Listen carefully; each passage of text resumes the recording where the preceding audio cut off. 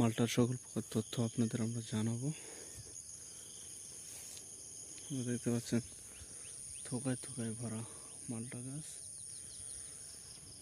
এগুলো যখন সম্পূর্ণ লাল হয়ে যাবে তখন কিন্তু আরো সুন্দর দেখাবে এবং লাভজনক একটি চাষাবাদ। আমরা যদি জানতে পারি পাহাড়ি রঙের অনেক বড় কিন্তু মালটা বাগান, তাদের আমরা দূর থেকে দেখানোর চেষ্টা করছি।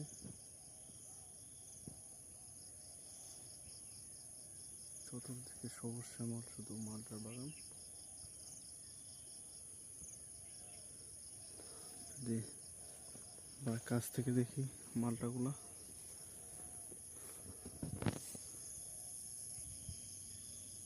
মালটাগুলো দেখেন কত সুন্দর গাছ ঝুঁকে পড়েছে এবং মাটিতে লুটে পড়ার মতো।